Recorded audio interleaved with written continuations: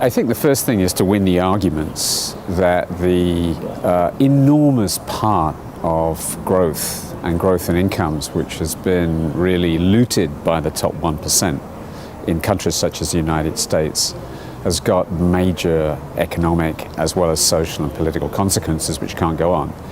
I mean, the OECD report, which came out just before this ministerial council, showed that over the past 25 years in the United States, the top 1% share of total income increased from 8% to over 20%. If you look at 30 years, if you deduct the 1% from the figures of incomes growth each year, then the average growth in incomes falls from about 1% a year to 0.6% a year. So basically, the top 1% have been creaming off about half of all the income growth for 30 years. Now that can't continue. I think it's creating major distortions in the economy. It's stopping intergenerational mobility, it's distorting the education system, it's distorting the consumption system, and it's slowing growth. Now I think we're beginning to win the argument that that is bad for growth. What we now need to do is to get policy recommendations aligned with actually tackling the problems of income inequality.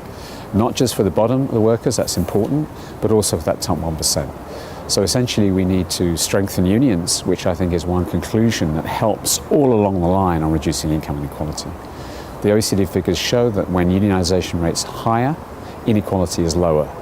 When you have unions holding CEOs accountable for their pay, then it actually has a dampening pressure on that. When you get unions doing collective bargaining, it's able to raise median wages, median incomes. And when you have unions also arguing in favor of strong minimum wage floors through negotiations or through legislation, that helps us set a floor in the labour market. So I think unions are part of the key solution to this, in addition to winning the arguments. The other area is to get back to look at more progressive tax systems. Everybody says you can't do this now, but basically if we were to move back to the level of progressivity that tax systems had when even Ronald Reagan was president or Giscard d'Estaing was president in France, that would have a major dampening effect on top incomes. And it's been shown that when there are higher rates of marginal taxation, also pre-tax incomes are more in line with real productivity. So we need a whole set of policies, but first we have to actually get the political will and change to do that.